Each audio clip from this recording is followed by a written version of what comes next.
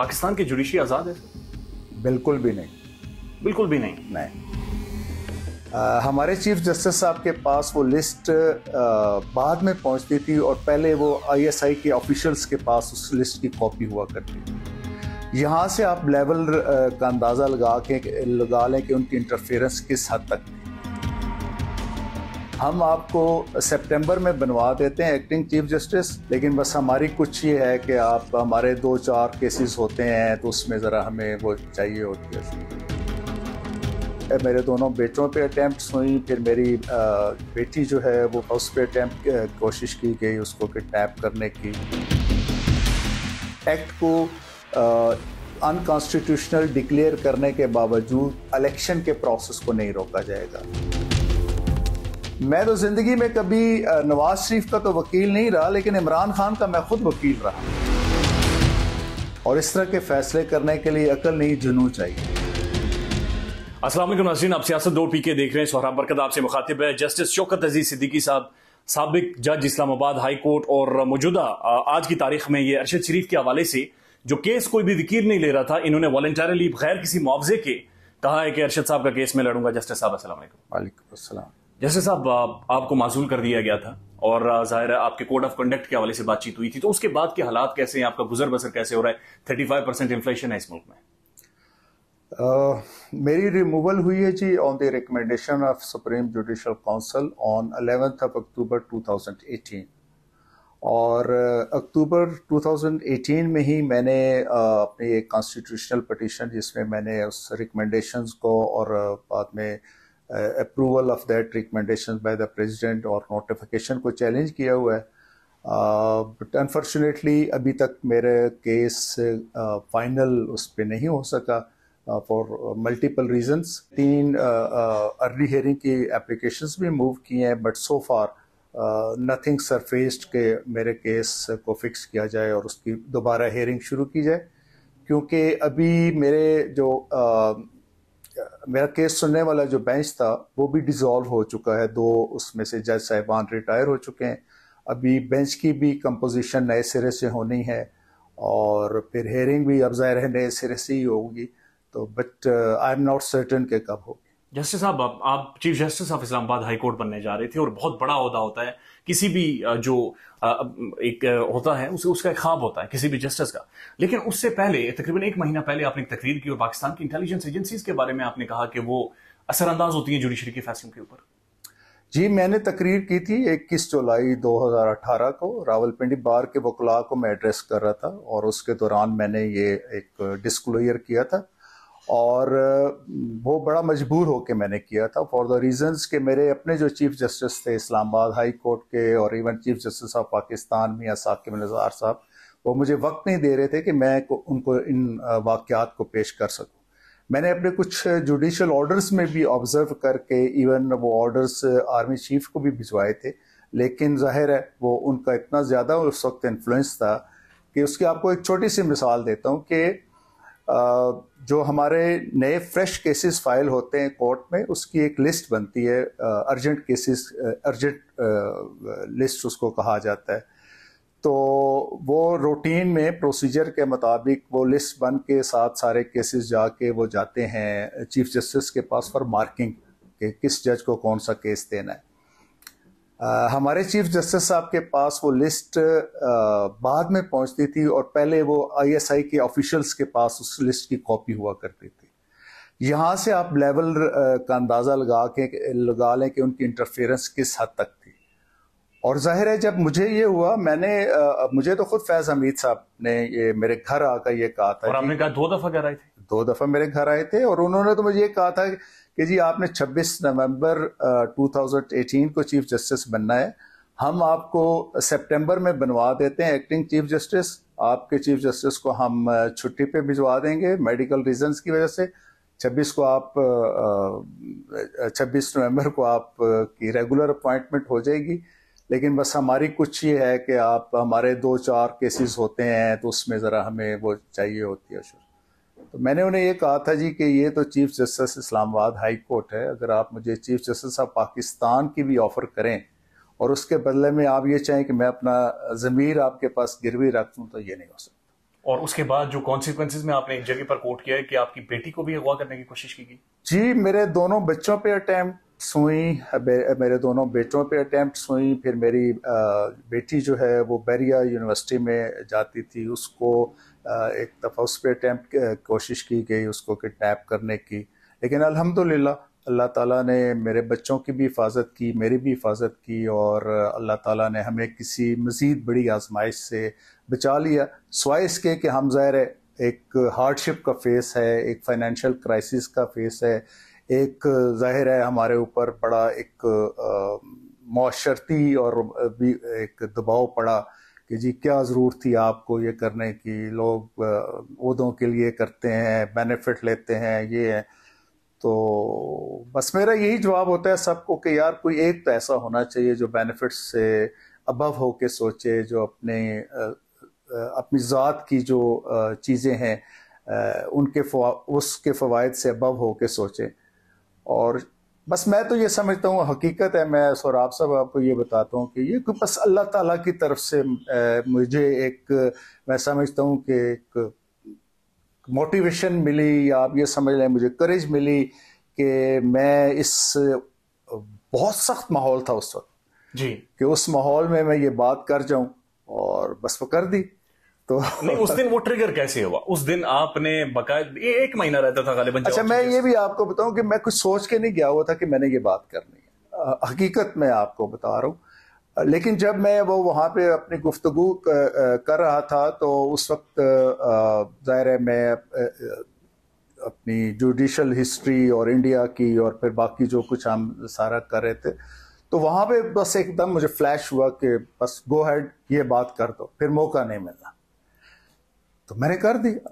तो मुझे ये महसूस हुआ जैसे कि मुझे किसी जगह से ये हुक्म हो रहा है कि ये बात कर दो। अल्हम्दुलिल्लाह मैंने की, टिका के की, और उस बात की देखें उसके पीछे कोई ऐसी चीज़ ज़रूर थी। मैं आज भी सोचता हूँ कि हर आने वाले दिन ने और जितने भी इवेंट्स अनफोल्ड होते गए, मेरे उस जो मैंने वहाँ पे डिस्क्लोजर किए उसको सब्सटेंशिएट करते रहे, आज तक सब्सटेंशिएट करते रहे। जो किरदार उसमें इन्वॉल्व थे उन्होंने उसके कन्फेस किया, एडमिट किया। और कौन से किरदार? जनरल फैज हमीद और जनरल बाजवा। जनरल बाजवा ने किया, इमरान खान साहब ने समवट देखें किया। उन्होंने भी ये कहा कि जी के वो शौकत तरीन के केस के मामले में ये हुआ, फलां हुआ, मतलब इस तरह की चीज़ें कि ये इस्टेब्लिश हो गया कि यस उस वक्त बहुत ज़्यादा इन्वॉल्वमेंट थी, और फैज़ हमीद साहब वो स्पेयर हेड कर रहे थे वो सारी टीम को सॉरी, जो मैनिपुलेशंस करती थी, जो मैनेज करती थी चीज़ों को। तो वो तो अब एक ऐसे ही है। आपने सर फैजाबाद धरने के हवाले से भी एक जजमेंट दी थी, और उसके बाद आपने एक इंटरव्यू में कहा कि चीफ जस्टिस ने उस वक्त भी बुलाकर आपसे काफी नाराजगी का इजहार किया था। सर वो जो फैजाबाद धरना था वो पाकिस्तान की इंटेलिजेंस एजेंसीज ने दिलवाया था? बिल्कुल 100%। 2017 वाला जो फैजाबाद पे हुआ था, और उसमें उसके हैंडलर जो थे वो फैज हमीद साहब थे और साथ उनकी टीम थी। मकासद क्या थे? मकासद गवर्नमेंट, फेडरल गवर्नमेंट को प्रेशराइज करना। मकासद तो आपके सामने आ गए जब वो मुआहिदा आ गया, जो वहाँ पे मतलब देखें most strategic point of twin cities है वो। वहाँ से आपका सारा निज़ाम रुक गया, पूरे दो शहरों के लोगों की ज़िंदगी जो है वो जीरन हो गई। और जब वो मुआहिदा हुआ तो देखें पूरी दुनिया में, इवन अफ्रीकन कंट्रीज में भी शायद ऐसे नहीं होता कि जो प्रोटेस्ट करने वाले लोग हैं उनके और वफाकी हुकूमत के दरमियान कोई मुआहिदा हो और उसमें फौज जो है वो जामन बन जाए। आज की जो जुडिशरी है, जो इमरान खान के हवाले से हो रहा है, जो इकदाम हो रहे हैं बहुत सारे, इमरान खान को भी कानूनी प्रोसेस में उलझाने की कोशिश की जा रही है, आप समझते हैं कि एस्टेब्लिशमेंट का इसके ऊपर असर रसूख है? देखिए अभी मेरे पास कोई ऐसी एविडेंस नहीं आई कि 29 नवंबर 2022 के बाद कोई ऐसा एपिसोड हुआ हो। और बज़ाहिर जिस तरह के हालात जिस रुख पे चल रहे हैं, जिस तरह चीज़ें सामने आ रही हैं, मेरा नहीं ख्याल कि कोई फ़िलहाल उनकी तरफ से कोई इस तरह का कोई इन्फ्लुएंस उनको किया जा रहा है जुडिशरी को, या कोई ऐसी अटेम्प्ट हुई है। वरना I know my judiciary, I know my जजेस, कि उनके लिए तो एक छोटा सा मतलब इशारा भी काफ़ी होता है। पाकिस्तान की जुडिशरी आज़ाद है सर? बिल्कुल भी नहीं। बिल्कुल भी नहीं? नहीं। किसके कहने पर काम करती है? बस वो मुख्तलिफ फैक्टर्स हैं जी, और उसमें कम अज़ कम मैं इस पर तो पूरी तरह सर्टेन हूँ कि 29 नवंबर 2022 तक तो हमारे जो मिलिट्री इस्टेब्लिशमेंट है उसका असर रहा। बाज़ औक़ात पॉलिटिकल एलीट का भी असर होता है और बाज़ औक़ात अपने वेस्टेड इंटरेस्ट भी होते हैं। क्या ये बात दुरुस्त है जो बातचीत की जाती है कि पाकिस्तान के जो मुअज़्ज़ज़ जजेस हैं इनकी वीडियोस बनाई गई हैं और ये ब्लैकमेल होते हैं? अल्हम्दुलिल्लाह मेरी तो कोई नहीं बनी और ना ही मैं ब्लैकमेल हुआ। बाकी देखें, मैं इस चीज़ को ना इन सो मैनी वर्ड्स डिनाई कर सकता हूँ और ना ही मैं इसको अफर्म कर सकता हूँ, ठीक है, क्योंकि मेरा ज़ाती तौर पर कोई ऐसा अल्हम्दुलिल्लाह एक्सपीरियंस नहीं है। और जाहिर है जब आप किसी मडी एरिया में जाएंगे तो उसमें फिर धूल तो पड़ेगी आपके ऊपर। सर, जो इमरान खान की जब हुकूमत गिराई गई थी, जब रात को रजीम चेंज हुई पाकिस्तान में, और आप कह रहे हैं कि उस वक्त की मिलिट्री एस्टेब्लिशमेंट का एक बहुत बड़ा रोल था सियासत में हो या जुडिशरी में हो, उस दिन जो रात को अदालत खुली थी वो ठीक खुली थी? देखिए, मैं उससे थोड़ी सी पहले आपके सामने आ जाता हूँ कि जिस दिन ये इस केस की हेयरिंग हुई ना जी, जब ये हेयरिंग कंक्लूड हुई तो मैं वहाँ पे मौजूद था और मेरे समेत बहुत से लोगों की ये राय थी कि ये एक्ट को अनकॉन्स्टिट्यूशनल डिक्लेयर करने के बावजूद इलेक्शन के प्रोसेस को नहीं रोका जाएगा। इलेक्शंस होने चाहिए, इलेक्शंस होंगे। हमारा मेरे कम से कम मेरी ये फीलिंग थी, जो कुछ ऑब्जर्वेशंस थी या जिस तरीके से वो हेयरिंग चल रही थी। अब वो जो इंटरवीनिंग पीरियड है, अब मुझे नहीं पता कि उसके दरमियान क्या हुआ, लेकिन जो फिर जजमेंट आई वो कम से कम मेरी उस एक्सपेक्टेशंस के बिल्कुल मुख्तलिफ थी जो मैंने एक लॉ के एक लॉयर के तौर पर या एक साबिक जज के तौर पर वहाँ से अखज़ किया था। तो अब मेरा ख्याल है आपके सवाल का जवाब। इमरान खान के खिलाफ रिजीम चेंज हुई थी पाकिस्तान में मिलिट्री एस्टेब्लिशमेंट के कहने पर।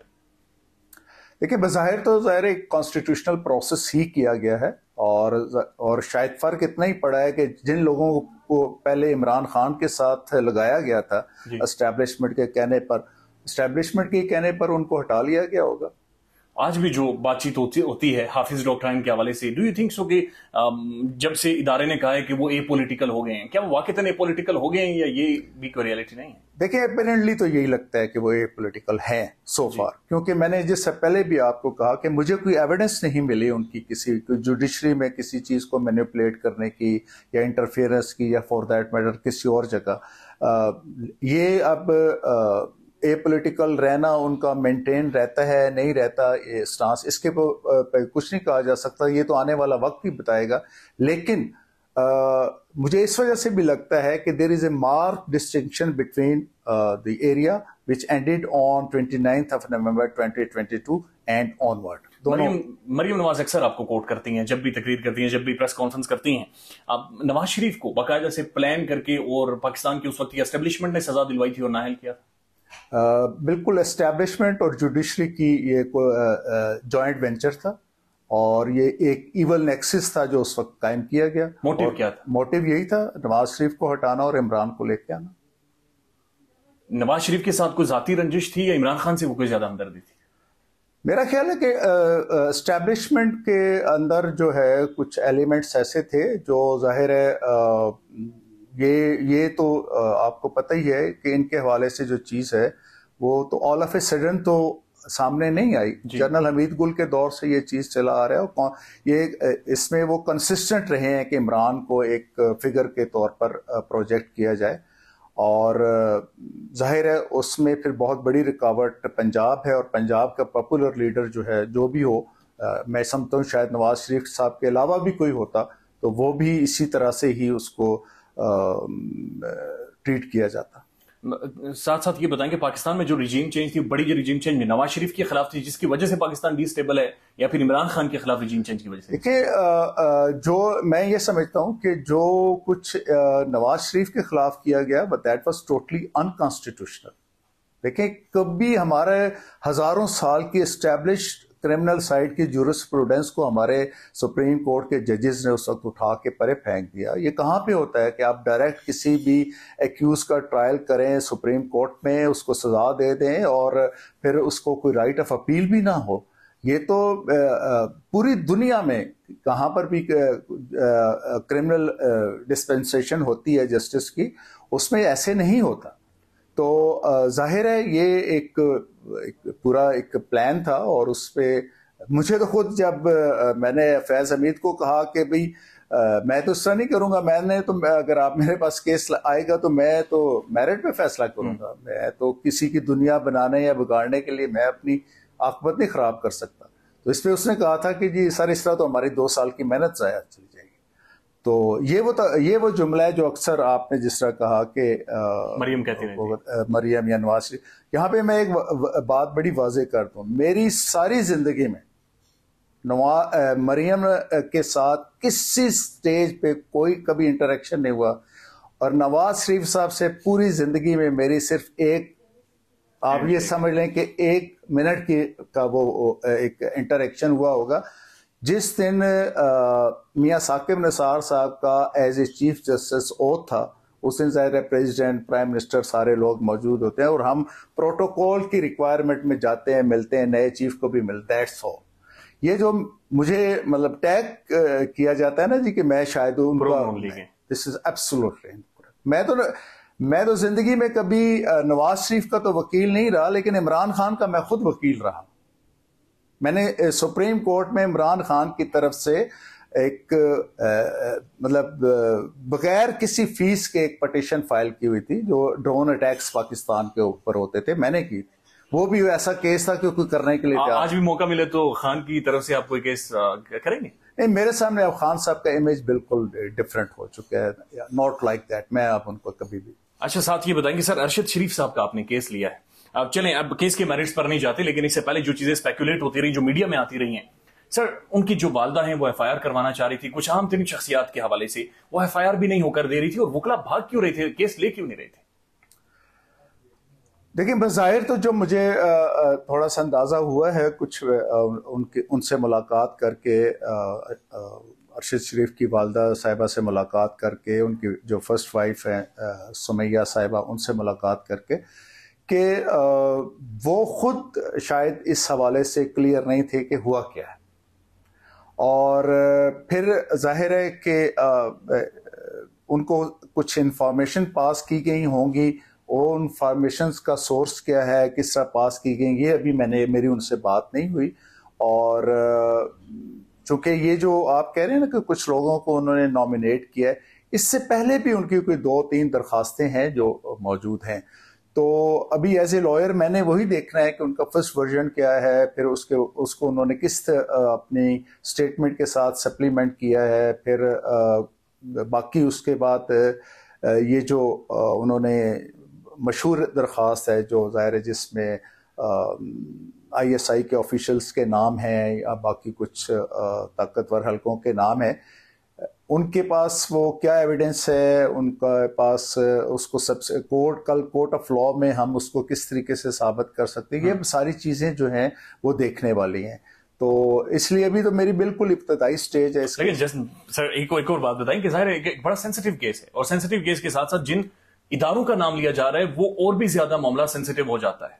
आपने इसी एक तकरीर की वजह से, इसी एक स्टेटमेंट की वजह से काफी सजा भुगती है और अभी भी भुगत रहे हैं आप। फिर कहां से वो जुर्रत आई, कहां से वो ब्रेवरी, कहां से वो इंस्टिंक्ट आया कि नहीं मैं इसे भी लड़ूंगा, मैं यहां पर एक दफा फिर इंसाफ का बोलबाला करूंगा? लेकिन ये मैं तो ये समझता हूं कि ये जब एक देखें, आपको इकबाल का शायद आपने कलाम सुना हो या पढ़ा हो, तो 2 स्टेजेस होती हैं इंसान की जहनी कैफियत की। एक होती है खिरत के साथ, अक्ल के साथ, और एक होती है जुनून के साथ जिसका अक्ल के साथ कोई ताल्लुक नहीं। और इस तरह के फैसले करने के लिए अक्ल नहीं, जुनून चाहिए। और ये फैसला भी जुनून का फैसला है। जुनून का फैसला। आपको अभी भी थ्रेट है? देखिए, मैं तो अल्लाह मेरा गवाह है कि मैंने कभी अगर हो भी ना तो मैंने इस चीज़ की परवाह नहीं की, क्योंकि मैं इस चीज़ के ऊपर पूरी तरह कन्विंस हूँ कि मेरी ज़िंदगी का, मेरी मौत का, मेरी इज़्ज़त का, मेरी ज़िल्लत का, मेरे रिज़्क़ का, ये तीनों चीज़ें हैं ना, ये अल्लाह ताला ने अपने पास रखी हुई हैं, इंसानों को नहीं वदीयत की। अगर ये इंसानों के पास होती ना तो आज शायद इंसानियत ख़त्म हो चुकी हो। लेकिन सर, जब भी आपके बच्चों की बात आती है आपकी आंखें नम हो जाती हैं। देखिए, मेरी आंखें इसलिए नम हो जाती हैं कि मैंने अपने इस मुल्क से बचपन से लेकर ना अब तक वफादारी की है। मुझे बड़ी बड़ी अपॉर्चुनिटीज़ मिली पाकिस्तान से बाहर होकर सेटल होने की। मुझे 85 में अपॉर्चुनिटी मिली। मुझे 85 में 5 साल का मल्टीपल अमेरिका का वीज़ा, आप सोचें, तसव्वुर करें, शायद आप उस वक्त पैदा भी नहीं हुए होंगे। वो एक बहुत बड़ी चीज़ थी। ठीक है, मैं नहीं गया, मैं कभी भी नहीं गया मैं पाकिस्तान से बाहर। मैं तो बल्कि एक दौरे पे हम अमेरिका गए थे, तो वहाँ पे हमारे दो सिंगर्स ने पाकिस्तान के ख़िलाफ़ कुछ बात की, तो मैंने उनको वहाँ पे डांट दिया। मैं कहा, खबरदार पाकिस्तान के खिलाफ कोई बात करे। तो मेरे लिए पाकिस्तान इतना ही मुकद्दस है जितना मक्का और मदीना। बहुत शुक्रिया सर, बहुत शुक्रिया वक्त देने के लिए। Thank you so much.